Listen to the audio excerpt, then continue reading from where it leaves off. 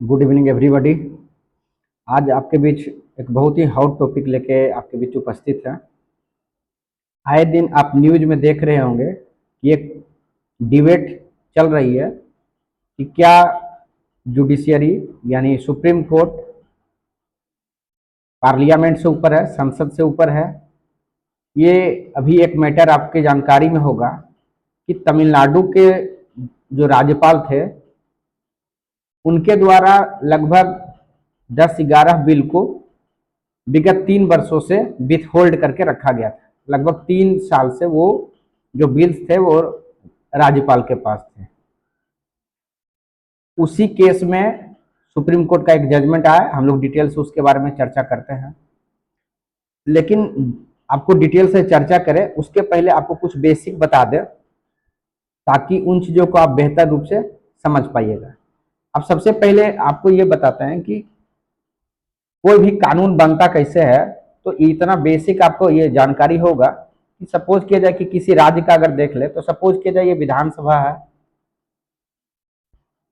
विधानसभा में अगर पारित हो जाता है तो फिर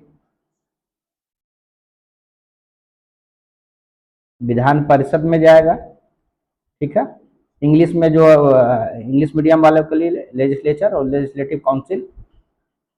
उसके बाद ये राज्यपाल के पास जाता है।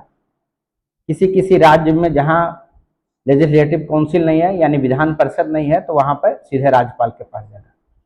अब कोई भी बिल अगर राज्यपाल के पास जाता है तो उनके पास 3-4 तरीके का ऑप्शन होगा। ठीक है, एक ऑप्शन क्या हो सकता है कि उसका वो सहमति दे दें यानी एसेंट कर दें, उसको उस पर सहमति दे दें। अगर वो सहमति दे दिए तब वो एक्ट बन गया, तब वो कानून बन गया।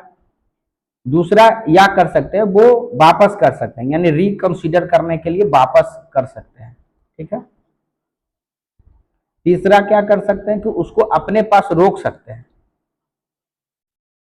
चौथा क्या कर सकते हैं, प्रेसिडेंट के पास यानी राष्ट्रपति के पास भेजने के नाम पे जो है उसको रोका जा सकता है।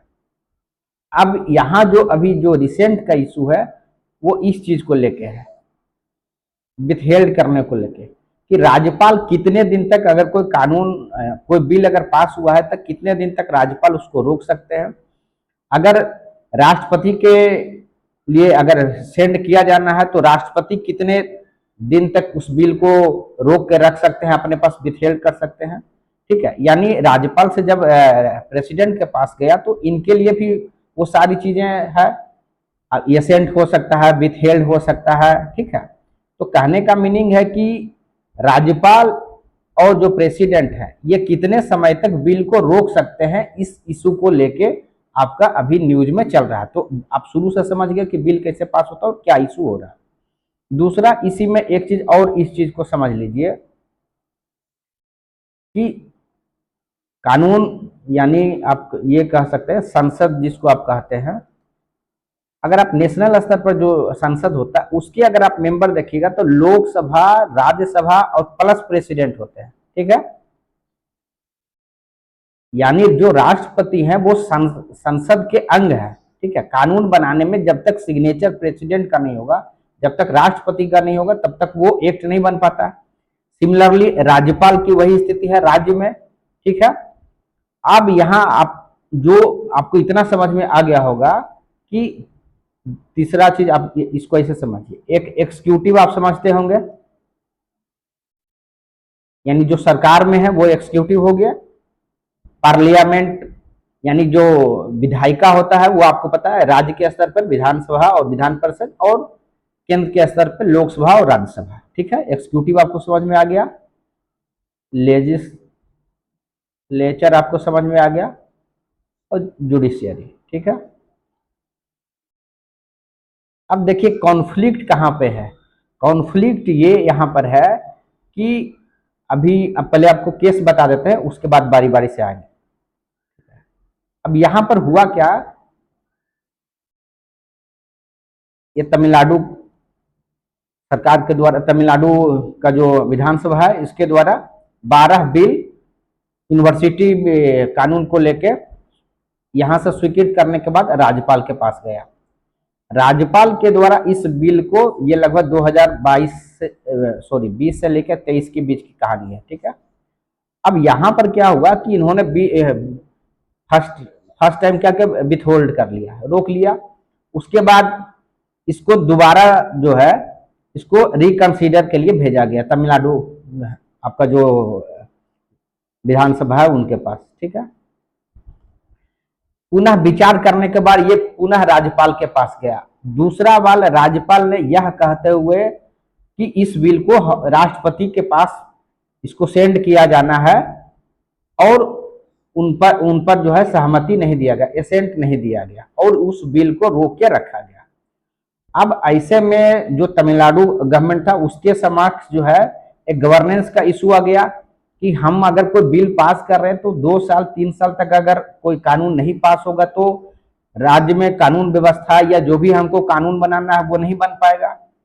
तो क्योंकि राज्यपाल जो है एक संवैधानिक पोस्ट है, संवैधानिक आपका पद है, तो विधानसभा कुछ कर भी नहीं सकती थी। तो ऐसे में इनके द्वारा आपको सुप्रीम कोर्ट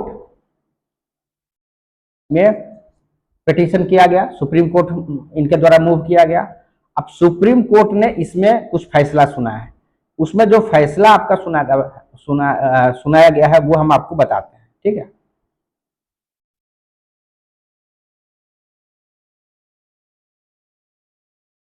देखिए, सबसे पहले ये कहा गया कि गवर्नर्स के पास किसी भी प्रकार का एब्सोल्यूट वीटो नहीं है, ठीक है। स्लाइड से देख लेते हैं हम लोग, ठीक है। अगर आप निर्णय का पृष्ठभूमि आपको हम बताएं सबसे पहले कि क्या चीज हो रहा था। अब यहां पर क्या आपको देखना है कि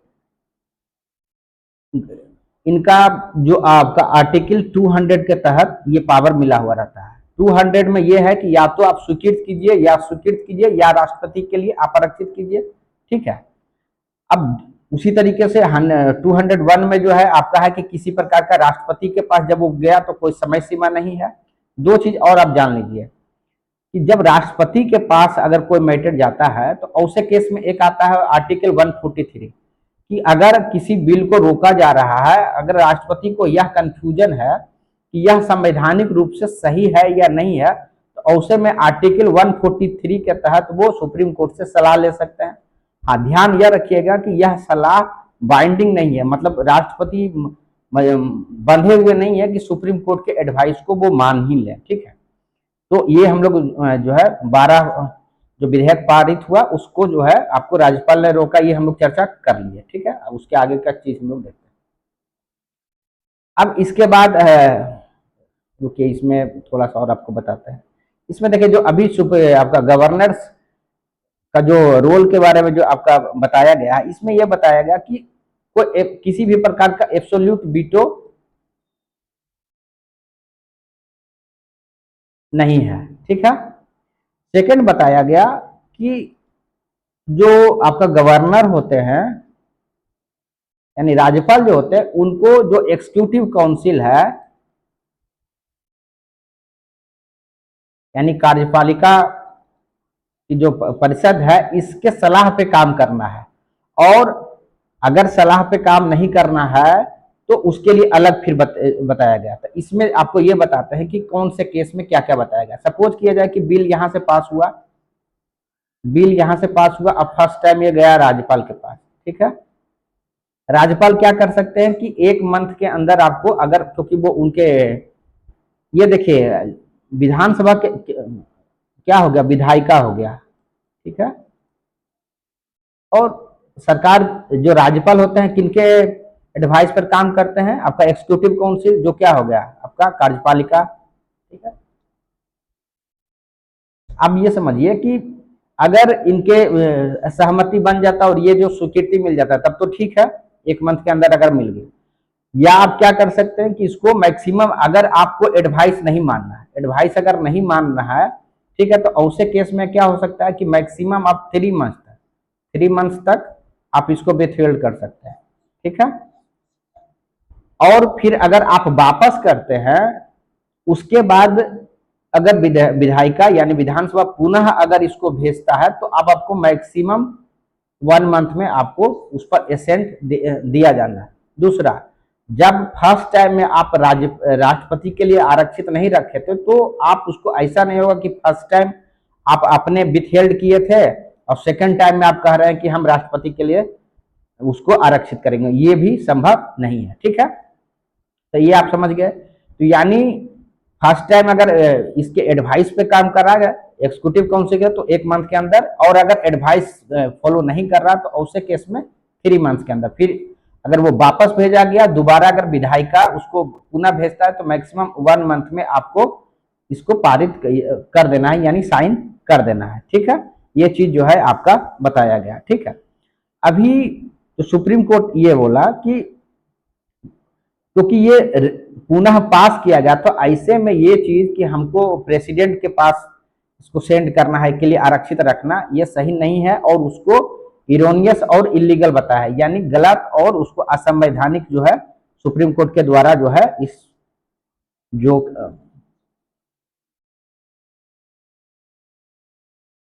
राज्यपाल का जो एक्शन था उसको इरोनियस बता दिया गया। ठीक है, और ये जो बिल है जिसको भी ये रोक के रखे हुए थे, उस सबको सुप्रीम कोर्ट ने ये कहा कि ये बिल जो है उसको पारित माना जाएगा। ठीक है, कि इस गवर्नर के द्वारा क्या किया गया, अनड्यू डिले किया गया है, मतलब अनावश्यक रूप से डिले किया गया है। ठीक है, और जो संवैधानिक जो नॉर्म्स है, यानी कॉन्स्टिट्यूशनल अगर जो नॉर्म्स है उसको वायलेट किया गया, और इसलिए सुप्रीम कोर्ट के द्वारा इस बात को आपका इरोनियस एवं इलीगल आपका ये किया गया। अब देखिए दिक्कत होता क्या है कि ऐसा स्थिति क्यों हुआ, क्या ये फर्स्ट टाइम ऐसा हो रहा है, हमको इन सब बिंदु पर भी थोड़ा विचार करना चाहिए कि क्या ये फर्स्ट टाइम इस तरीके का चीज हो रहा है या इतिहास में पहले भी हुआ था, हमारा संविधान किन चीजों पर बना हुआ था, तो क्या मैटर है, ये हम लोग थोड़ा सा डिटेल्स में इस चीज को देखेंगे। ठीक है, अब देखिए 2-3 तरीके का चीज होता है। ठीक है, सबसे पहले आपको एक चीज जानना है, सेपरेशन ऑफ पावर। ठीक है, हमारे अब सपोज कीजिए ये आपका विधायिका हो गया, ये कार्यपालिका, और ये न्यायपालिका, इंग्लिश में लेजिस्लेचर, एक्सिक्यूटिव और जुडिशरी। तो ये तीनों एक सिद्धांत मोंटेस्क्यू के द्वारा दिया गया था कि अगर सेपरेशन ऑफ पावर, तीनों एक दूसरे में इनक्रोच नहीं करेंगे तो वो एक बेहतर पॉलिटिकल सिस्टम होगा। मोंटेस्क्यू का जो स्टेटमेंट है उसके बारे में डिटेलिंग अभी हम नहीं जा रहे क्योंकि फिर टॉपिक बहुत लंबा हो जाएगा। उसी सिद्धांत पे सेपरेशन ऑफ पावर जो है बना हुआ, और हम लोगों के कंट्री में सेपरेशन ऑफ पावर है, लेकिन हमारे कंट्री में सेपरेशन ऑफ पावर एब्सोल्यूट नहीं है। मतलब ऐसा नहीं है कि विधायिका जो आपका एक्सिक्यूटिव है वो कार्यपालिका का पार्ट नहीं है, या कार्यपालिका एक्सिक्यूटिव का नहीं। यहाँ पर 100%, या एक होता है वाटर टाइट कंपार्टमेंट, मतलब एक दूसरे में इनक्रोच नहीं कर सकते। तो हमारे कंट्री में ऐसा नहीं है। यूएस में क्या है, आप कह सकते कंप्लीटली सेपरेशन है, लेकिन इंडिया में वो व्यवस्था नहीं है। जैसे आप देखिए विधायिका जिसको आप समझ रहे हैं, जैसे प्राइम मिनिस्टर या फिर जो भी मंत्री हैं, यही देखिए ये मेंबर किसके होते हैं, एक्सिक्यूटिव कार्यपालिका का भी होता है। क्यों, क्योंकि जब कानून बनता है तो यही वहां भी बैठते हैं और प्लस कुछ विपक्ष के भी बैठते हैं, यानी कंप्लीट सेपरेशन नहीं है। एक्सिक्यूटिव ऐसा नहीं, अमेरिका में ऐसा नहीं होगा, वहां जो कांग्रेस है और वहां के जो एक्सिक्यूटिव है बिल्कुल अलग है। ठीक है, उसी तरीके से यहाँ देखिए अगर आप कार्यपालिका और न्यायपालिका में भी देखिएगा तो कंप्लीट सेपरेशन नहीं है। क्यों, जैसे देखिए अब चीफ जस्टिस को अगर किसका अपॉइंटमेंट होगा तो उसमें भी देखिए सरकार की भूमिका रहती है, तो कंप्लीट सेपरेशन यहाँ पे नहीं है। उसी तरीके से अगर आप न्यायपालिका का देखिएगा तो बहुत तरीके का आपको आदेश देखने को मिलेगा। जैसे आपका मिलेगा कि जैसे 15 साल के ऊपर गाड़ी को रोड पर नहीं चलाना है पोल्यूशन के लिए, ये सरकार का काम है, लेकिन जुडिशियरी ने के द्वारा आदेश दिया गया है। ठीक है, तो ये इनको ये पावर कहां से मिला, ये हम लोग अभी चर्चा करेंगे। ठीक है, तो हम सबसे पहले आपको बेसिक यह समझना है कि सेपरेशन ऑफ पावर हमारे कंट्री में एब्सोल्यूट नहीं है। ठीक है, आपको बताया कि विधायिका कैसे जो है कार्यपालिका का भी पार्ट है, और किस तरीके से कार्यपालिका भी इनके अपॉइंटमेंट में इनकी भूमिका है, और न्यायपालिका तो आप आए दिन देखते हैं बहुत तरीके का जो है उनका जो आदेश होता है वो एक तरीके से लीगल प्रेसिडेंट भी बन जाता है, और फिर वो आप कह सकते हैं कानून का भी रूप ले लेता है। तो वो कहां से शक्तियां या कहां पर टकराव हो रहा है। तो अगर आप देखिए बीपीएससी के लिए भी ये टॉपिक बहुत इंपॉर्टेंट है। हर बार देखिएगा कि क्वेश्चन एक पूछता है बेसिक स्ट्रक्चर का, ठीक है, बेसिक स्ट्रक्चर का सवाल पूछता है, या एक देखिएगा पूछता है पार्लियामेंट्री सुप्रीमेसी, ठीक है। यानी बेसिक स्ट्रक्चर अगर आप अच्छे से पढ़े होंगे तो आप देखे होंगे कि किस तरीके से लैंड रिफॉर्म को लेकर सरकार और जब जुडिशियरी के बीच वेरियस जो है आपका आप कह सकते हैं जजमेंट आया है। फाइनली जो आपका केशवानंद भारती 1973 में जाके आपका ये सेटल्ड हुआ बेसिक स्ट्रक्चर। जहां पर बेसिक स्ट्रक्चर में क्या कहा गया, जब वहां पर यह बताया गया कि आप संविधान को फंडामेंटल राइट्स को चेंज तो कर सकते हैं, लेकिन उसका आप जो मूलभूत जो ढांचा है उसको चेंज नहीं कर सकते। ये बेसिक स्ट्रक्चर में आया था। उसके पहले का बहुत सारा है, गोलकनाथ केस है, सज्जन कुमार केस है, ये आप बेसिक स्ट्रक्चर टॉपिक में पढ़े होंगे। यहां पर आपको यह ध्यान देना है कि बेसिक स्ट्रक्चर से जब आगे बढ़ा तो फिर मिनर्वा मिल केस आता है, फिर उसके आगे अगर आप जाते हैं तो आयर कोहलो केस आता है। आयर कोहलो केस में तो सुप्रीम कोर्ट यहां तक कह दिया, सरकार ने एक नया कंसेप्ट लाया था 9th शेड्यूल, ठीक है, कि अगर कोई कानून बनाने के बाद अगर 9th शेड्यूल में रख देंगे तो उसको जुडिशियरी रिव्यू नहीं कर सकता। लेकिन आयर कोहलो केस में उस चीज को भी कर दिया कि नहीं, आप ब्लैंकेट जो है इम्यूनिटी किसी चीज को नहीं दे सकते और उसका भी रिव्यू होगा। तो यानी वर्तमान स्थिति में यह है कि किसी भी चीज का जुडिशियल रिव्यू जो है, न्यायिक समीक्षा जिसको कहते हैं, वो का आप कह सकते हैं जुडिशरी के द्वारा स्टैंड लिया गया। साथ ही जो जुडिशियल रिव्यू है, न्यायिक समीक्षा को भी बेसिक स्ट्रक्चर का पार्ट बता दिया, यानी मूल ढांचे का। यानी वो अगर नहीं रहेगा तो संविधान के मूल ढांचे से छेड़छाड़ होगा। ये जुडिशरी का स्टैंड है। अब देखिए अभी हो क्या रहा है, कुछ जो रिसेंट में चल रहा है वो आप देखे होंगे। अभी देखिए ये जब जजमेंट आया तो जजमेंट आने के बाद देखिएगा कि स्पेशली जो कुछ आप स्टेटमेंट देखते हैं, जैसे कि वाइस प्रेसिडेंट का आप बहुत सारा जो है स्टेटमेंट आ रहा होगा, जिसमें आप देखे होंगे कि फैसले को जो है इवन न्यूक्लियर मिसाइल से कंपैरिजन किया गया। यह उनके द्वारा यह भी बताया गया कि संसद जो है वो सुप्रीम है और वो सबसे ऊपर है। इस तरीके का स्टेटमेंट आया। उसी तरीके से जो एमपी है निशिकांत दुबे, उनका भी स्टेटमेंट आया कि अगर कानून बनाने का काम भी अगर जुडिशरी के द्वारा किया जाएगा तो संसद फिर क्या करेगा। तो ये आप स्टेटमेंट जो है आप आए दिन न्यूज में सुनते रहते हैं। तो ये स्टेटमेंट आपके एग्जाम्स के लिए बहुत इंपॉर्टेंट नहीं है, बस सिर्फ आप न्यूज में सुन लिए बस, ठीक है। आपको उसके टेक्निकल एंगल पर आपको ज्यादा पिक करना है, बशर्ते कि आपको कंट्रोवर्सी में आपको जाना है, आपका आंसर उस अनुसार से मूव नहीं होना चाहिए, ठीक है। तो इस तरीके का स्टेटमेंट जो है, उसी तरीके से अब है कि अभी आप रिसेंटली बहुत सारा जो मैटर अभी देखे होंगे कि वक्फ बिल जब पास हुआ तो उसमें सुप्रीम कोर्ट के द्वारा कुछ जो है आदेश दिया गया, ठीक है, रोक लगाया गया डी नोटिफाई करने के लिए, तो वो एक मैटर है।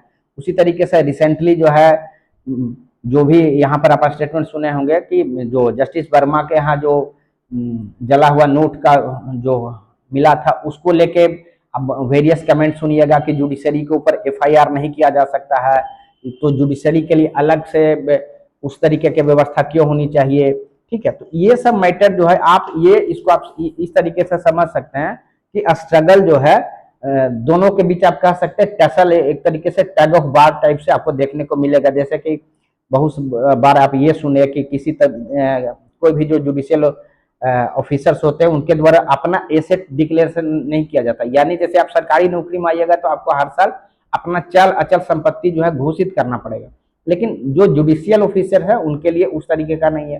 तो ये सब बात जो है उठाया गया, ठीक है। तो अगर इस तरीके का बात है तो सबसे पहले तो आपको यह समझना चाहिए कि अगर ऐसा बात है तो सुप्रीम कोर्ट ने क्यों ऐसा किया और सुप्रीम कोर्ट के पास ये पावर कहां से आया। तो इसको जानने के लिए आपको जानना पड़ेगा आर्टिकल 142, ठीक है। आर्टिकल 142 में यह कहा गया है कि सुप्रीम कोर्ट के पास वो पावर है कि अगर कोई मैटर सुप्रीम कोर्ट के मतलब समक्ष अगर पेंडिंग है तो वो कंप्लीट जस्टिस करने के लिए किसी भी प्रकार का जो है वो जजमेंट दे सकता है, ठीक है। अब देखिए अब ये टर्म का इंटरप्रिटेशन आपको अलग अलग देखने को मिल सकता है। यहाँ पर आपको देखना यह है कि शुरुआत में एक्चुअली में हुआ क्या था कि जो कुछ जो स्कॉलर्स है उनका यह इंटरप्रिटेशन है, जो आर्टिकल 142 है ये इसलिए दिया गया था कि अगर कोई मैटर, क्योंकि संविधान बना तो सारी बातें एकदम एक्सप्लिसिट नहीं होगा, एकदम स्पष्ट नहीं होगा, तो कहीं पर ऐसा हो सकता है कि नियम कानून इतना टाइटली हो कि और उसके जो रियल फैसला हो यानी जो नेचुरल जस्टिस हो वो उसके अगेंस्ट जा रहा हो।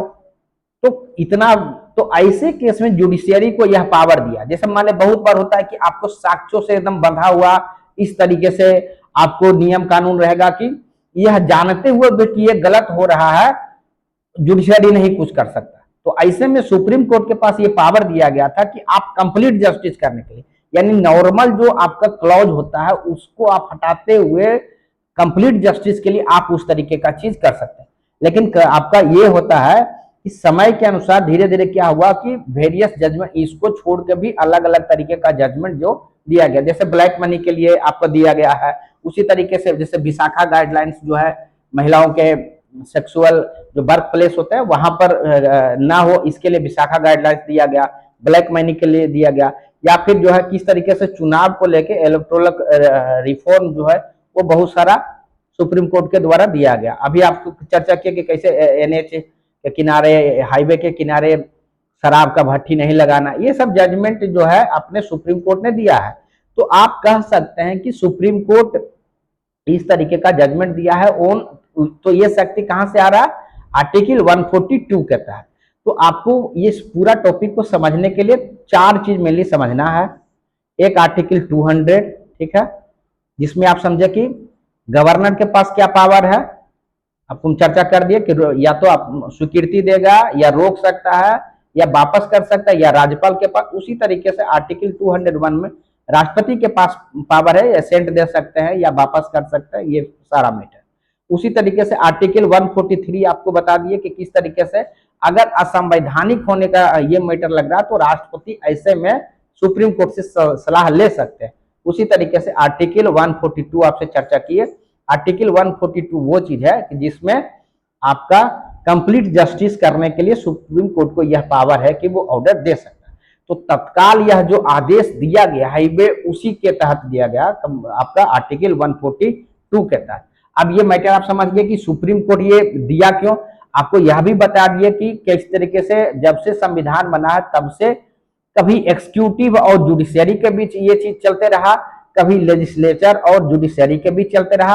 आप आए दिन ये सब भी डिबेट में सुनते होंगे कि जजों की नियुक्ति को लेके जो कॉलेजियम सिस्टम है इसका भी निगेटिव चीज को लेके आप सुनते रहते होंगे कि किस तरीके से ये जो आपका अपॉइंटमेंट है ये ट्रांसपेरेंट नहीं है, पारदर्शी नहीं है, या फिर मेरिट के आधार पे बेस्ड नहीं है। इस तरीके की बात जो है जो भी क्रिटिक्स है उनके द्वारा किया जाता रहा। और इस चीज को लेके एनजीएससी पूर्व में एक बिल भी लाया था सरकार के द्वारा, जिसके में सुप्रीम कोर्ट में यह कहते हुए कि जुडिशियरी का जो इंडिपेंडेंस है, जो आजादी है, उसमें इंटरफेरेंस है, इस बिल को कैंसिल कर दिया था।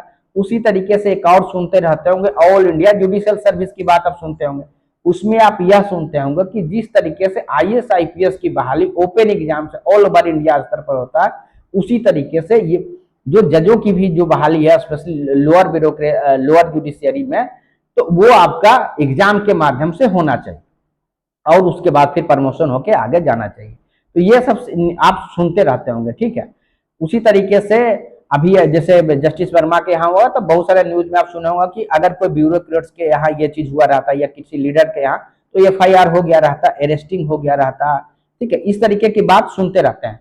तो ये कहने का क्या मीनिंग है कि जुडिशियरी एक्सिक्यूटिव एक दूसरे को आप कह सकते हैं कि जो कॉन्स्टिट्यूशन में कुछ बातें लिखी गई है उसको किसी शब्द को लेके इंटरप्रिटेशन में डिफरेंसेस होता है और उसको लेके इस तरीके का आपको इशू या डिबेट जो है चलते रहेगा। यानी कहने का मीनिंग है, जैसे बीपीएससी में जब पूछता है कि क्या पार्लियामेंट्री सुप्रीमेसी है, क्या हमारे देश में पार्लियामेंट्री सुप्रीमेसी है, क्या अगर पार्लियामेंट्री सुप्रीमेसी मतलब अगर कोई जैसे इंग्लैंड में पार्लियामेंट्री सुप्रीमेसी है मतलब अगर कोई कानून बना दिया तो उसके ऊपर फिर फाइनल कुछ नहीं, उसके ऊपर फिर कोई कोर्ट नहीं है। हमारे कंट्री में ऐसा नहीं है। हमारे कंट्री में आपको पता है कि किस तरीके से फिर राष्ट्रपति के पास भी वो पावर होता है, किस तरीके से अभी हम लोग चर्चा कर रहे हैं, जुडिशरी ने फैसला दिया। तो ये डिबेट हमेशा से चलते रहता है। लेकिन यहाँ पर इशू क्या हुआ, आपको यह सोचने को लगेगा कि राज्यपाल ऐसा कोई क्यों करेंगे या इस तरीके की चीज। अब देखिए, राज्यपाल का जो पद है, जब इसका शुरुआत में इस पद का जो संविधान निर्माता थे उनके द्वारा जब ये बनाया गया था, तो यह मानते हुए कि ये जो है आपका नॉमिनल हेड होगा, यानी सिंबॉलिक रूप से इस पद को होल्ड करेंगे, डिग्निफाई करेंगे। उनको रियल पावर नहीं दिया गया था, ठीक है। रियल पावर कहां पर था, आपका मुख्यमंत्री के पास। अब ये माना गया था कि ये जो राज्यपाल होंगे वो लोकल राजनीति से उठे हुए होंगे, न्यूट्रल पर्सन होंगे, और एक तरीके से वो किसी भी आप कह सकते हैं किसी पक्षपात से लेके ये डिसीजन नहीं लेंगे। लेकिन आजादी के बाद से ही आप देखिएगा आर्टिकल 356 यानी जो आपका राष्ट्रपति शासन लगाने में भी बहुत राज्यपाल के द्वारा आपका रिपोर्ट इस आधार से दिया गया कि वहां पर जब कोई भी केंद्र में सरकार अगर बनता था और अगर राज्य में सरकार उसके विपक्ष का है, तो इस तरीके की बातें होती थी कि यहाँ राज्य में कानून व्यवस्था सही नहीं है, उस तरीके का। और वहां पर जो है आपका आर्टिकल 356 के तहत आपका राष्ट्रपति शासन लगते रहा था। बाद में एसर बोमई केस में इसमें बहुत सारा गाइडलाइंस आया है, ठीक है, वो हम लोग चर्चा करेंगे, ठीक है।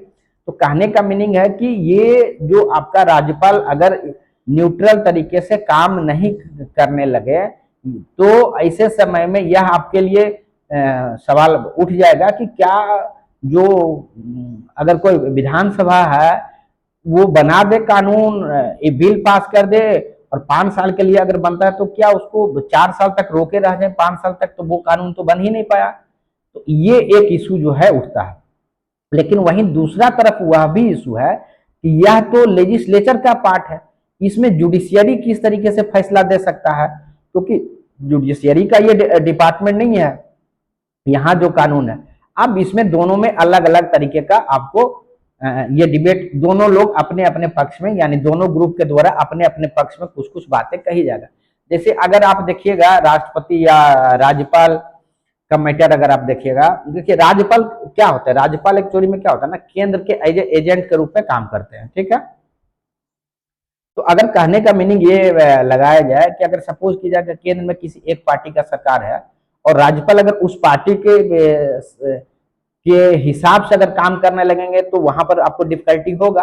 आप समझ सकते हैं इन चीजों को, ठीक है। तो ये आपका एक इशू रहता है कि राज्यपाल अगर अपनी न्यूट्रलिटी अगर खो देंगे तो वहां पर ये चीजें इशू हो सकता है। लेकिन राज्यपाल का पद तो यह मान के बनाया गया था कि वो न्यूट्रलिटी के साथ काम करेंगे, सिंबॉलिकली हेड रहेंगे। तो यहाँ अगर आप इस टॉपिक को डिटेल से देखिएगा तो 3-4 तरीके का चीज आएगा।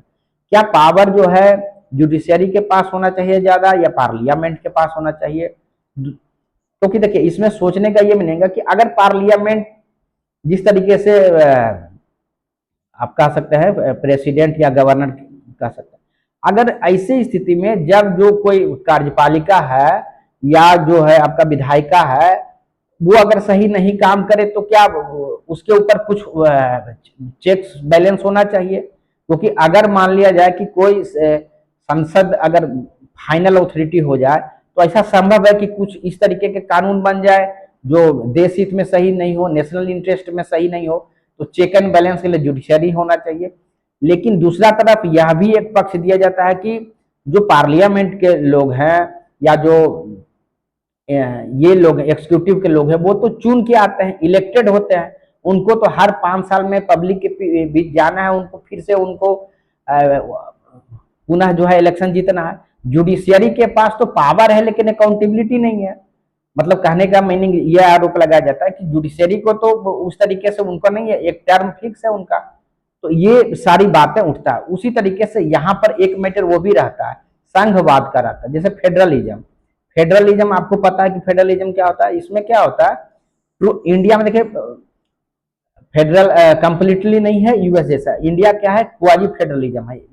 फेडरलिज्म किसको कहते हैं, यानी राज्य जो स्टेट है और जो केंद्र है उसके बीच शक्तियों का बंटवारा होना। तो अगर सपोज कीजिए इसको अगर ऐसे देखा जाए कि अब केंद्र में मान लिया जाए कि किसी एक पार्टी का है, उसी तरीके से अगर राज्य में उस राज्यपाल अपने हिसाब से अगर यहाँ पर अपॉइंट हो गया, और जो अपोजिट पार्टी या कह सकते हैं उनका यहाँ पर अगर सरकार रहे तो जो बिल पास करे यहाँ साइन नहीं हो, तो ये कह सकते हैं कि ये चीजें अगर हो तो फिर ऐसे में क्या सॉल्यूशन हो सकता है।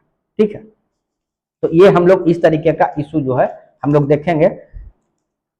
दूसरा ये जो पावर है कि फेडरल वर्सेस सेंट्रलाइज्ड, ये एक इशू है। दूसरा लेजिस्लेचर वर्सेस एक्सिक्यूटिव भी इसमें मैटर रहेगा। दूसरा है कि जो डिसीजन होना चाहिए वो एक उसमें अकाउंटेबिलिटी और ट्रांसपेरेंसी भी होना चाहिए, पारदर्शिता भी होना चाहिए, उत्तरदायित्व भी उसमें रहना चाहिए। ठीक है, तो ये हम लोग अभी देख रहे हैं। दूसरा इसको उस तरीके से भी देखना है कि क्या ये जुडिशियल एक्टिविज्म है या जुडिशियल ओवररीच है। जुडिशियल ओवररीच और जुडिशियल एक्टिविज्म कैसे वो समझते हैं, जैसे सपोज किया जाए कि इसको एक फेमस आप इसको एग्जांपल से आप समझ सकते हैं कि सपोज किया जाए ये अपन सिंपल भाषा में किसी के लोग को समझाते हुए को बोले थे वो ठीक ठाक लगा था, वो हम आपको बताते हैं, वर्ड से क्लियर है। अगर सपोज किया जाए जैसे देखते हैं कि किसी का अगर कोई शादी हो रहा है, आप सर्टेन कुछ ड्यूटी किसी को दिए कि ठीक है तुम वहाँ खाना बनवा दो। अब खाना बनाने के समय उसको कुछ लग रहा है कि इसमें कुछ हल्का सा और ये स्पाइस डाल दिया जाएगा तो अच्छा हो जाएगा खाना का टेस्ट, तो वो उस तरीके का काम हो गया जुडिशियल एक्टिविज्म, यानी उसको अच्छा करें। लेकिन अगर जिसको आप काम सौंपे अगर वो आदमी खुद कहे कि नहीं अब खाना ही पूरा हम बनाएंगे तो वो हो गया ओवररीच। समझिए, तो इसी तरीके से अगर जुडिशियरी के द्वारा उस तरीके से मॉडिफाई करके या हल्का अमेंड करके उस तरीके का चीज है तो एक्टिविज्म होगा। लेकिन अगर पूरा इंक्रोच हो गया, उसकी शक्ति में पूरा इंक्रोच हो गया तो वो ओवररीच होगा। तो ये केस क्या है, इस केस का हम लोग देखेंगे बारी बारी से कि इसमें क्या फायदा है, क्या नुकसान है, कौन कौन से मैटर है। तो इतना आपको जो बताए तो इसमें आप हमेशा जो है इसको एक चीज और ध्यान रखिएगा, अगर जब इतने दिन से हुआ एक्चुअली में क्या है कि संविधान में ये लिखा नहीं गया, ये जो टाइमिंग है विथ होल्ड करने का कि कितना समय तक रहेगा ये लिखा ही नहीं गया, ये लिखा नहीं गया। अब इसका बहुत बार मिसयूज हुआ और पूर्व में वेरियस जो है आपका सुप्रीम कोर्ट का जजमेंट भी है कि कौन से केस में क्या जजमेंट दिया गया, वो हम बारी बारी से चर्चा करेंगे। तो ऐसा नहीं है कि ये फर्स्ट टाइम हुआ है, पूर्व में भी वेरियस तरीके के जो है आपका ऑर्डर दिया गया है, लेकिन इस तरीके से कि बिल को पास कर दिया गया ये घटना पूर्व है। लेकिन जो थीम है, प्रिंसिपल्स है, वो पूर्व में भी अलग अलग जजमेंट में आपको देखने को मिलेगा, वो हम बारी बारी से चर्चा अभी करेंगे। ठीक है, यानी ये लंबे समय से आप कह सकते हैं कि संविधान में जो ये एक्सप्लिसिट नहीं था कि कितना समय तक रोक सकते हैं, उस पर एक डिस्कशन होना भी जरूरी था। आप समझ सकते हैं कि या तो ये भी संभव था कि उसमें ये किया जाता कि जो कार्यपालिका है उनके द्वारा या विधायिका उसके द्वारा खुद ही उस तरीके से संवैधानिक संशोधन किया जाता, वो एक तरीका है। दूसरा है कि जुडिशरी के द्वारा इंटरप्रेट किया गया है उस एक्ट को, वो जो कानून है उसको वो इंटरप्रेट किया गया, तो ये चीजें आपका है। ठीक है, तो ये अभी हम लोग देखते हैं कि बारी बारी से आप स्लाइड के माध्यम से देखते हैं तो उसमें आपको ज्यादा और क्लैरिटी मिलेगा। ठीक है, तो अभी हम लोग ये अब सबसे पहले हम लोग देखते हैं कि जो वेरियस जो आपका जो जुडिशियल जो प्रेसिडेंट है उसमें किस तरीके से बातें जो है निकल के आपका आए हैं। अगर सबसे पहले अगर हम लोग चर्चा करें तो SR Bommai case, SR Bommai case में देखिए क्या हुआ था। इसमें देखिए ये संघवाद को लेके यानी फेडरलिज्म को लेके आपका बहुत अच्छा जजमेंट है इसमें। ठीक है, इस जजमेंट को हम लोग जो है आपको जानना चाहिए कि क्या है इसमें। ये चीज ये बताया गया था कि अगर जो जुडिशियल रिव्यू है, अगर कोई राष्ट्रपति है या राज्यपाल है तो उनका जो भी एक्शन लिया गया है उसको जुडिशियल रिव्यू जो है कर सकता है। ठीक है, तो ये चीज जो है एसआर बोम्मई केस में आपका दिया गया, यानी राष्ट्रपति का एक्शन, राज्यपाल का एक्शन का जुडिशियल रिव्यू किया जा सकता है। ठीक है, दूसरा उसी तरीके से एक रामेश्वर प्रसाद करके केस था, उनका भी यही कहना था कि अगर गवर्नर्स जो है अगर किसी बिल को अगर होल्ड करके रखा है तो उसका जुडिशियल रिव्यू किया जा सकता है। अगर वो जो रोके हुए है वो आर्बिट्रेरी ढंग से, अगर कोई कारण हो सकता है तब तो अलग बात है, अगर कारण नहीं है आर्बिट्रेरी ढंग से रोके हुए तो उसका जुडिशियल रिव्यू हो सकता है। लेकिन यहाँ पर देखिए टाइम अभी नहीं बंधा है, ये अभी का जो जजमेंट है वहां पर है। उसी तरीके से 2016 में नवाम रेबिया केस के तहत जो है ये जो विवेकाधिकार का जो पावर है ये कौन से आर्टिकल के तहत है? 163 के तहत। इसमें भी यह बात कहा गया कि जो उनको पावर दिया गया वो सीमित है, ये जो रोक सकते हैं तभी तक रोक सकते हैं तब तक कि वो जो कॉन्स्टिट्यूशनल स्टैंडर्ड्स है, ठीक है, संवैधानिक जो स्टैंडर्ड्स है उसको वो वायलेट नहीं कर रहे हैं, तभी तक रोक सकते हैं, ठीक है। उसी तरीके से Punjab state of Punjab versus principal secretary to the governor एक 2023 का केस है, उसमें भी यह बात बताया गया कि अगर किसी भी चीज को अगर आप बिल है आप उसको इनफाइनाइट समय के लिए रोक नहीं रोक सकते, और गवर्नर को अगर उस तरीके का इशू है तो उनको रिटर्न बिल को वापस करना चाहिए, ठीक है। तो ये 3-4 तरीके का जजमेंट आपको पूर्व में हो चुका था, ठीक है, लेकिन अभी तक उस तरीके का एकदम टाइम बाउंड मैनर की बात अभी तक नहीं है। हमेशा देखिए थीम ये निकल के आ रहा था कि आपका रोकना जो है वो इनफाइनाइट पीरियड के लिए, अगर आप थीम पकड़ के देखिएगा किसी भी जजमेंट का तो उसमें वही है कि अगर आप रोक रहे हैं, अगर रोक रहे हैं तो सुप्रीम कोर्ट उसको रिव्यू कर सकता है, प्लस आप दूसरा इनफाइनाइट पीरियड के लिए रोक भी नहीं सकते, ये आया। लेकिन कितने दिन में आपको साइन कर ही देना है यह बात अभी तक नहीं आया। तो ये अभी का जो जजमेंट है तमिलनाडु वाला में उसमें हुआ है, इसी को लेकर विवाद चल रहा है, ठीक है। उसके पूर्व में कुछ जो समय समय के अनुसार कुछ कमिटी जो है आपका बैठते रहता है और उनके द्वारा उस तरीके का आपको एडवाइस दिया जाता था, क्योंकि देखिए संविधान जब बना उसके बाद अनेक तरीके का आपको जरूरत फील होते रहेगा समय के अनुसार, ठीक है, कि किस तरीके से हम लोगों का संविधान चलना चाहिए, क्योंकि जब यूज होने लगता है तो वेरियस तरीके का जो है डिफिकल्टी समझ में आता है या कमी समझ में आता है। तो ऐसे समय में सरकार के द्वारा क्या किया जाता है, कमीशन जो है बैठाए जाते हैं और वो कमीशन जो है रिकमेंड करता है वेरियस तरीके का चीज को, ठीक है।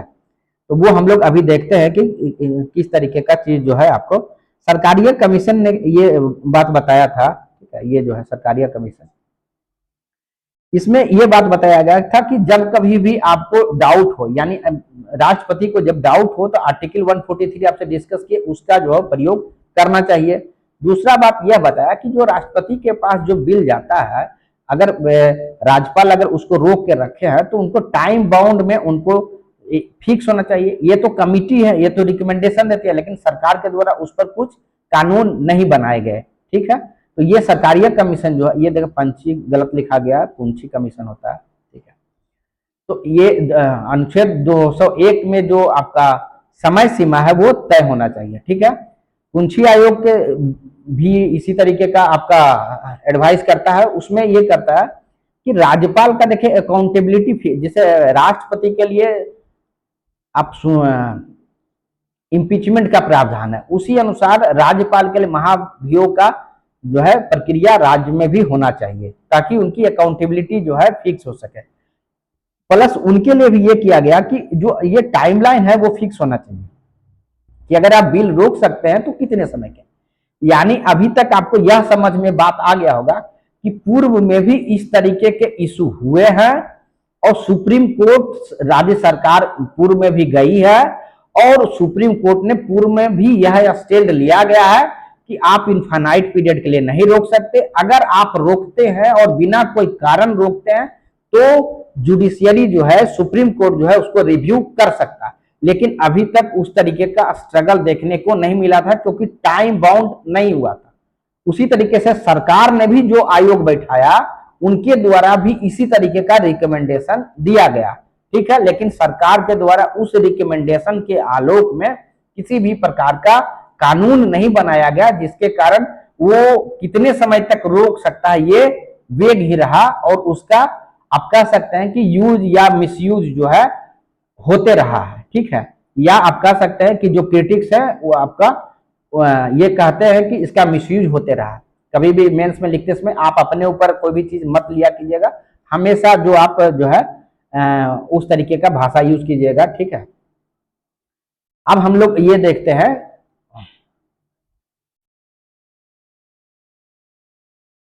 कि सुप्रीम कोर्ट ने क्या क्या चीज जो है आपको मेन बातें क्या क्या पाए। सुप्रीम कोर्ट देखिए सबसे पहले क्या पाया कि किसी भी प्रकार का पॉकेट वीटो नहीं है।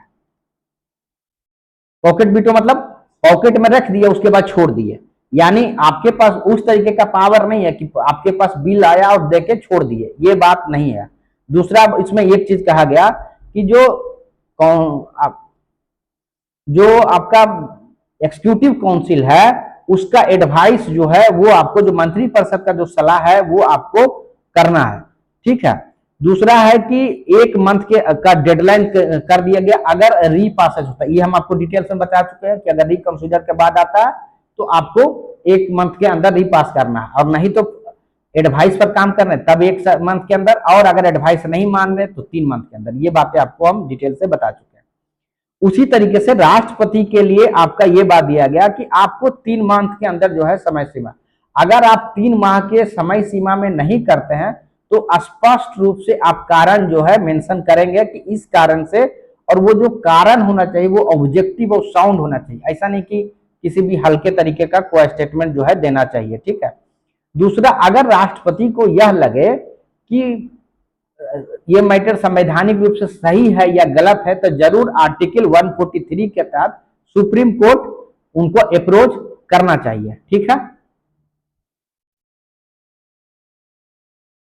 अब हम लोग थोड़ा सा देखते हैं जुडिशियल ओवरसाइट और आर्टिकल 140 के तहत, ठीक है। इसमें क्या हुआ कि अभी हम लोग चर्चा की आर्टिकल 200 और 201 के तहत जो जुडिशियल जो समीक्षा है उसका जो है रिव्यू किया जा सकता है, ये हम लोग चर्चा की है, ठीक है।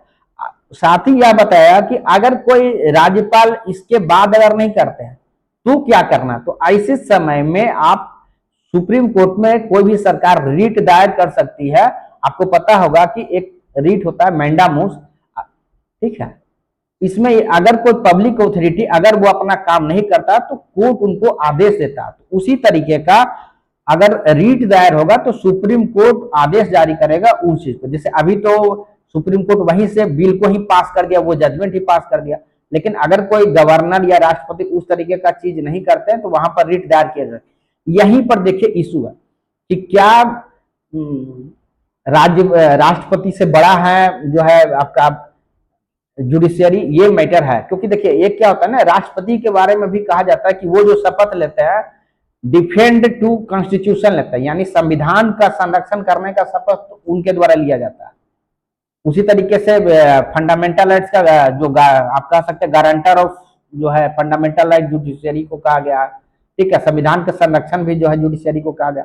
तो ये जो मैटर है कि कौन प्रेसिडेंट भी जो शपथ लेते हैं उसमें भी प्रोटेक्ट वर्ड है कॉन्स्टिट्यूशन का, तो यहां पर इशू है कि कौन एक तरीके से सही है, ठीक है। दूसरा इसमें आपको ये मानना है कि आर्टिकल 142 का यूज किया गया। अभी देखें हैं कि किस तरीके से कंप्लीट जस्टिस के तहत इन चीजों को स्वीकृत कर दिया गया, ठीक है।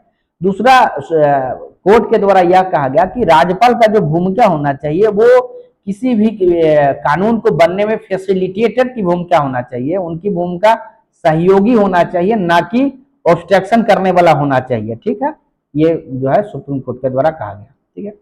अब देखिए कि निर्णय के पीछे के कारण अगर आप देखिएगा, ठीक है, तो इसमें सबसे पहला जो ये कहा गया कि जो लेजिस्लेटिव जो डेडलॉक होता था, ठीक है, लेजिस्लेटिव डेडलॉक किसको बोलते हैं कि कोई कानून बनाया और वो पारित ही नहीं हो पा रहा, तो ये जो आपका है क्योंकि समय सीमा नहीं था तो ये दूर हो जाएगा। ये किसी भी स्थिति में जो राज्यपाल है वो अगर समय सीमा रहेगा तो मिसयूज नहीं कर पाएंगे, क्योंकि कहने का मीनिंग है कि पावर उसी के पास होना चाहिए जिसको पब्लिक ने इलेक्ट किया। तो विधानसभा के जो एमएलए हैं उनको तो इलेक्ट होके गए हैं, तो उनके पास रियल पावर होना चाहिए, नहीं कि पूरा विधानसभा पास कर दिया और राज्यपाल उसको रोक ले, तो ये एक है। दूसरा है कि संघीय ढांचा और स्वच्छता की सुरक्षा, ऐसा ना हो कि राज्य सरकार, क्योंकि आपको बताए कि किस तरीके से राज्यपाल जो है केंद्र के एजेंट के रूप में काम करते हैं, और यहाँ पर अगर संघीय ढांचा तब तो नहीं रहेगा, तब तो राज्य में किसी की सरकार रहेगा तो केंद्र सरकार किसी को रोक सकता है। ये आर्गुमेंट दिया गया है निर्णय के पीछे, ठीक है। उसी तरीके से जो संवैधानिक संस्था है, जो कॉन्स्टिट्यूशनल बॉडी है, उसमें आपका पब्लिक का ट्रस्ट आएगा, ठीक है। क्योंकि पब्लिक जो है, पब्लिक आप आए दिन पिछले कुछ समय में देखे होंगे कि ट्रस्ट जो है जुडिशरी में भी मतलब ये हुआ है, थोड़ा इरोड हुआ आप कह सकते हैं। अब प्लस जो है अगर इस तरीके का रहेगा कि जिसको पब्लिक अगर इलेक्ट करके आप कह सकते हैं निर्वाचित करके भेजती है और वो अगर बिल बनाए और अगर गवर्नर रोक के रखें तो पब्लिक का भी ट्रस्ट जो है उसमें आपका कम होता है सिस्टम में, ठीक है। तो ये दिया गया, इससे पब्लिक का ट्रस्ट जो है इंप्रूव होगा या बढ़ेगा, ठीक है। अब इसके कारण फायदा क्या क्या है, तो ये हम लोग चर्चा किए कि राज्य का जो किस तरीके से स्वायत्तता है, वो आपका जो राज्य का ऑटोनॉमी है वो बचेगा, स्पष्ट समय सीमा रहेगा, क्लियर जो है डेडलाइंस हो गया, ठीक है। उसी तरीके से जो बीचों का दुरुपयोग होता था कि समय सीमा नहीं है तो रोक के रख देगा तो बिल ही नहीं होगा, तो ये जो मिसयूज, न्यायिक जवाबदेही और पारदर्शिता बढ़ेगा, ये भी हम लोग चर्चा किए कि कैसे ट्रांसपेरेंसी आएगा क्योंकि समय सीमा निर्धारित रहेगा, तो ये है। उसी तरीके से ये जो तमिलनाडु का इशू है, उसी तरीके से राज्यपाल को लेके राज्यपाल भर से सब सकते हैं कि सीएम बहुत राज्य में चल रहा होता, तो वहां भी उन राज्यों को हेल्प हो सकता है। लेकिन क्या इसमें सिर्फ पॉजिटिव ही है या कुछ निगेटिव भी है, तो हम लोग कुछ निगेटिव्स को भी देखेंगे। अगर हम लोग निगेटिव की बात करेंगे तो ऐसे में यह संभावना है कि जो सेंटर और स्टेट के बीच का है वो जो टसल है या आप कह सकते हैं वो वहां पर बढ़ने की संभावना है। जैसे केंद्र सरकार पर कि राज्य अनेक चीजों में केंद्र पर डिपेंड करता है, जैसे फिनांस का मैटर हो या किसी रिसोर्स का मैटर हो, तो अगर वहां पर अगर कोऑर्डिनेशन नहीं रहेगा तो वहां पर आपका तनाव होगा, तो राज्य का हित हो सकता है, ओवरऑल देश का हित हो सकता है, ये बात आप समझ सकते हैं, ठीक है। दूसरा क्या है कि आप आदेश तो दे दिए लेकिन इसको इम्प्लीमेंटेशन कराने में दिक्कत होगा। जैसे सपोज कीजिए कैसे दिक्कत होगा कि मान लीजिए कि राष्ट्रपति को आपका है कि 3 मंथ्स में आपको दे देना है, लेकिन अगर राष्ट्रपति नहीं दें तो वो क्लियर नहीं किया गया है, ठीक है, तो ये चीजें है, ठीक है। न्यायिक जो ओवर रीच है, अगर इसी तरीके का जजमेंट अगर हमेशा आते रहेगा तो यह खतरा है कि जुडिशियरी लेजिस्लेटिव के का जो एक्शन है या जो उनका जो रेस्पॉन्सिबिलिटी है, उनका जो पावर है उसमें वो इंक्रोच होगा, तो ये इसका एक पोटेंशियल आपको खतरा रहेगा। उसी तरीके से जो है अनुच्छेद 143 जो है उसमें बाध्यता नहीं है, अगर एडवाइस लिए भी लिए लेकिन राष्ट्रपति के लिए बाध्य नहीं है उस एडवाइस से, मतलब कि वो आपको एडवाइस मानना ही है। तो अगर क्लियर नहीं हुआ किसी मैटर में तो फिर क्या कर रहा है, ये भी अभी क्लियर है। दूसरा क्या है कि राज्यपाल का भूमिका इससे कमजोर होगा, तो अब ऐसे में जो क्योंकि वो भी संवैधानिक पद है, तो अब जो पता हो जाएगा अगर विधायिका को कि यहां से पास होगा तो वो राज्यपाल कुछ नहीं कर सकते, तो अगर कोई बिल पास होगा तो वो पास हो गया, मैक्सिमम 3 मंथ तक वो रोक सकते हैं। तो ये भी एक इशू है कि औसे में राज्यपाल का जो पद है वो कमजोर हो सकता है। तो अगर ये चीजें हैं तो सजेशंस में के रूप में हम लोग क्या लिख सकते हैं, हम लोग ये कर सकते हैं, ये बात तो सही है कि जो 200 और 201 जो आर्टिकल्स है या अनुच्छेद है वहां पर समय सीमा शामिल होना चाहिए ताकि क्लियरिटी रहे और किसी भी तरीके से लेजिस्लेटिव डेडलॉक जो है नहीं होना चाहिए। उसी तरीके से जो डिस्क्रिशनरी पावर है, जो विवेकाधीन शक्तियां हैं वो स्पष्ट हो। जैसे विवेकाधीन शक्तियां किसको बोलते हैं कि बहुत सारा गवर्नर के पास विवेकाधीन शक्ति होता है, जैसे कि जब हंग असेंबली होता है तो वहां पर आपको पता होगा कि किसको इनवाइट, हंग असेंबली किसको कहते हैं कि जब किसी पार्टी को स्पष्ट बहुमत नहीं है तो राज्यपाल के पास ये अधिकार होता है कि किसको इनवाइट करेंगे सरकार बनाने के लिए। हो सकता है कि सबसे बड़ी पार्टी को करें या कोलिशन में जिनको उनको लग रहा सरकार बना सकता है उसी चीज में कर सकते हैं। उसी तरीके से जैसे आर्टिकल 356 मतलब राष्ट्रपति शासन लगाना है वहां पर होता है। उसी तरीके से अगर कंटीजेंसी से अगर खर्च करना होता है तो वहां पर उनको जो है वित्तीय विवेकाधीन शक्तियां हैं। तो उसी तरीके से अगर आप देखिएगा कि जो नॉर्थ ईस्ट के कुछ स्टेट है वहां पर विधि व्यवस्था प्लस ट्राइबल रीजन में उनको स्पेशल पावर होता है, वहां पर डिस्क्रिशनरी पावर होता है।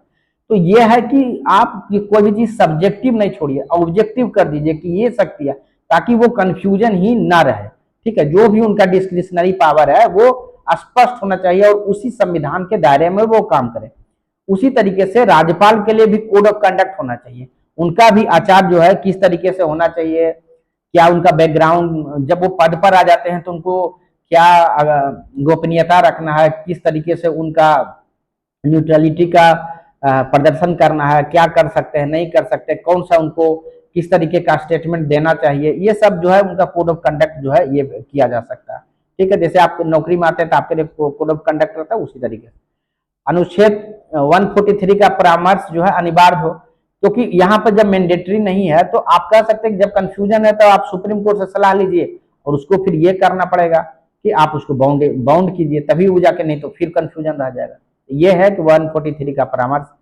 उसी तरीके से जुडिशियल रिव्यू और महाभियोग तंत्र, राज्यपाल के लिए जिस तरीके से आप राष्ट्रपति के लिए महाभियोग है उसी तरीके से यहाँ पर रख सकते हैं, ठीक है। और अधिक ट्रांसपेरेंसी ला सकते हैं, या फिर जो अमेरिका में जो सिस्टम जिस तरीके से चलता है वहां पर सेपरेशन ऑफ पावर है, आप वहां से भी लेसन्स ले सकते हैं। तो ये मैटर अभी चल रहा है, आए दिन जो है आपके न्यूज में रहेगा।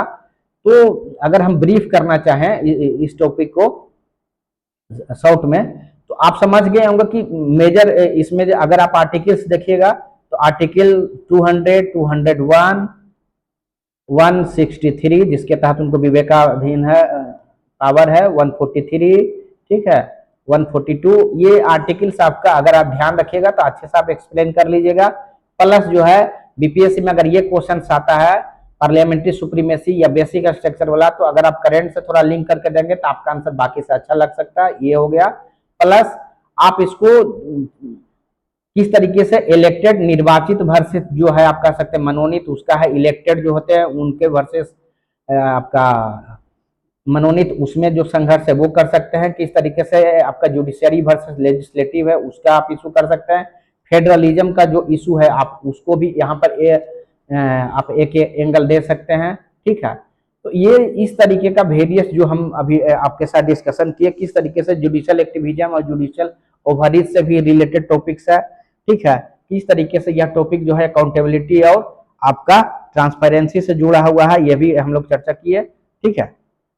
एक और जो है इसमें एक सजेशन रहता है अपॉइंटमेंट के लेके राज्यपाल को। राज्यपाल का जो है बहुत सारा आपका कमीशन से वो रिकमेंडेशन दिया है, जैसे कि सरकारिया कमीशन है, पूंछी कमीशन है, या वेंकट चलैया कमीशन है। जैसे वेंकट चलैया कमीशन के द्वारा यह बताया गया था कि जो नियुक्ति होना चाहिए वो सिर्फ केंद्र सरकार के द्वारा नहीं होना चाहिए, उसमें प्रधानमंत्री हो होम मिनिस्टर हो, आपका जो है स्पीकर हो, प्लस जो है आपका जो कंसर्न जो सीएम है उनका भी उनका सलाह लिया जाना चाहिए, ठीक है।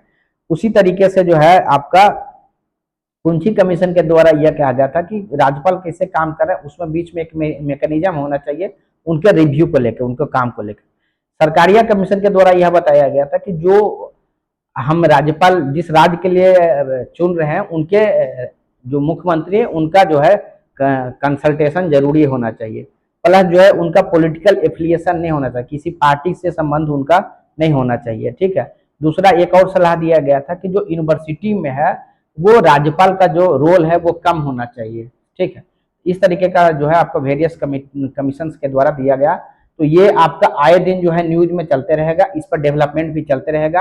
आप अपना व्यू पॉइंट भी आप बना सकते हैं, लेकिन आपको एग्जाम पॉइंट ऑफ व्यू से हमेशा ध्यान रखिएगा कि सुप्रीम कोर्ट ने जजमेंट क्यों दिया, किस आर्टिकल का यूज करके दिया, उससे क्या फायदा है, क्या रियल इशू था, क्या नुकसान हो सकता है, आप सजेशन क्या दे सकते हैं, और रिसेंट में कौन सी घटनाएं आपका ये चीज चल के कारण ये डिस्कशन में आया ये टॉपिक, या फिर पास्ट में जैसे हम आपको बताए Kesavananda Bharati, Minerva mill case, IR Coelho case का किस तरीके से बैकग्राउंड था, और ये जो सारा प्रिंसिपल है मोंटेस्क्यू के सेपरेशन ऑफ पावर से रिलेटेड है, वहां से निकल के आया था। और हमारे देश में कंप्लीट सेपरेशन ऑफ पावर नहीं है, वाटर टाइट कंपार्टमेंट हमारे यहाँ नहीं है, ठीक है। तो ये इन चीजों में आपका आप कह सकते हैं एक टग ऑफ वार टाइप से चलते रहेगा। क्या सही है क्या गलत है ये डायरेक्टली कहना उचित नहीं है। तो जो कमीशन या कमिटी का रिपोर्ट है या वेरियस जो आपको आप कह सकते हैं कि एक्सपर्ट्स है उनके राय सलाह को ही आप अपने एग्जाम्स के आंसर्स में यूज किया कीजिएगा। इसमें आपके मन में क्या आता है वो उससे चीज से आप बचिएगा, ठीक है। और हमेशा जो है आप एज ए स्टूडेंट चीज को सोचिएगा, ना कि जो है एज ए पॉलिटिकल आप एक्टिविस्ट, ठीक है। तो उसी तरीके से आपका आंसर जो है लिखा जाना चाहिए। साथ ही जो इस वीडियो को शुरू से लास्ट तक अगर देख रहे हैं तो हम कुछ अनुरोध करेंगे कि आप काइंडली अगर आपको वीडियो का क्वालिटी अगर ठीक लगता है तो जरूर आप लाइक कीजिए, सब्सक्राइब कीजिए, कमेंट कीजिए। साथ ही जिनको कुछ लोग हाँ मेरे पास यह बताए थे कि अगर वीडियो अपलोड होता है तो उनके पास सूचना नहीं आती है, तो काइंडली आप नोटिफिकेशन का जो घंटी है वो आप उसको प्रेस कीजिए, आपके पास जैसे ही वीडियो अपलोड होगा तो वो आपके पास जाएगा। तो उम्मीद करते हैं कि ये करंट का टॉपिक है आपको अच्छा लगा होगा। तब भी अगर किसी तरीके का कोई भी आपको कन्फ्यूजन होगा तो ज़रूर आप अपने कमेंट बॉक्स में दीजिएगा, हम लोग भविष्य में उसको इम्प्रूव करेंगे। बहुत बहुत धन्यवाद, थैंक यू।